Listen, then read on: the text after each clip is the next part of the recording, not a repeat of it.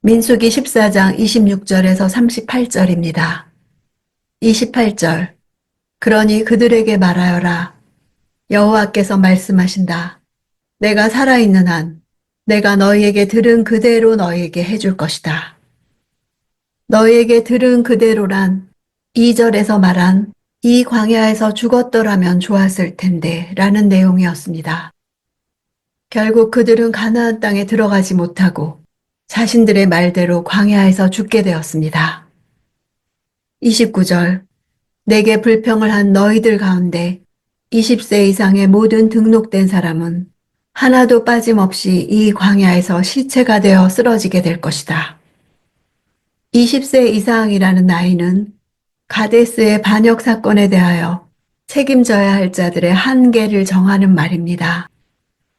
아마 정탐 보고를 듣고 토론 자격을 갖춘 사람들은 20세 이상이었을 것입니다. 그들은 징집된 군사들로서 전쟁에 나갈 의무가 있습니다. 그런데 그들이 정탐꾼들의 보고를 듣고 출정하지 않기로 결정했을 것입니다. 아마 그들 모두가 만장일치로 집단 행동을 했을 것입니다. 그러므로 그들은 자신들의 결정에 책임을 져야 마땅합니다.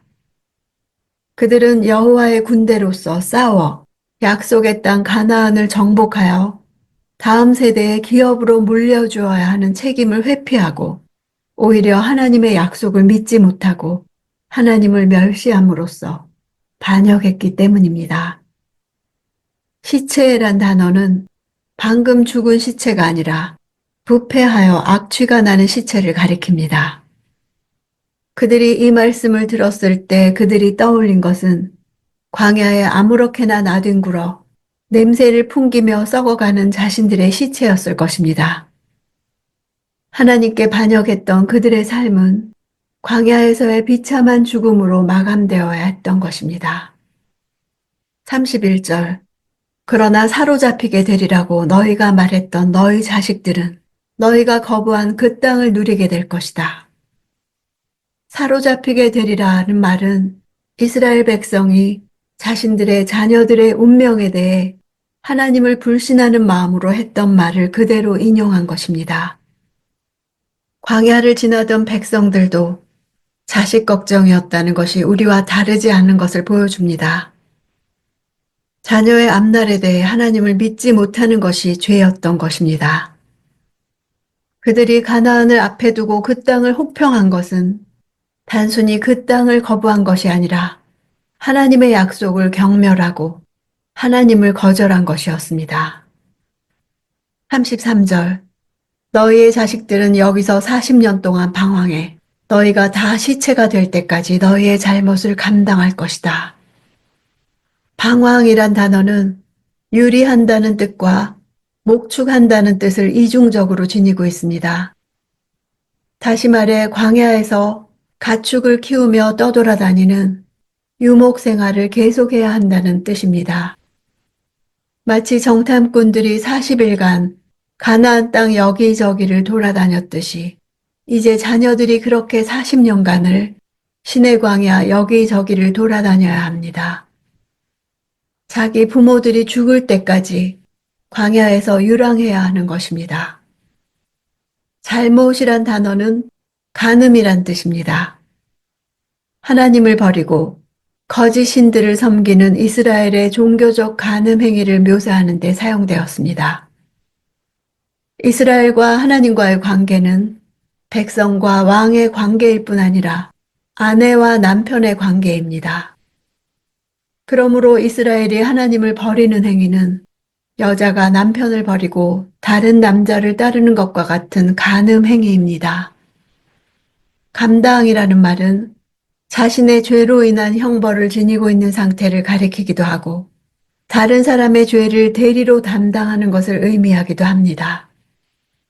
출애굽 2세대 역시 그들의 부모와 마찬가지로 하나님의 언약을 불신하는 죄를 지었을 것입니다. 그 결과 그들은 자신들의 죄에 대한 형벌은 물론 하나님의 징계대로 부모의 형벌도 대신 담당해야만 했습니다. 34절.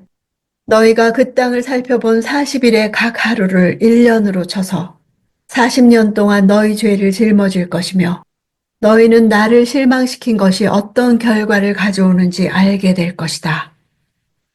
40일의 불순종이 40년의 방황을 가져왔습니다. 이미 2년을 지났으므로 38년의 방황이 남은 셈입니다.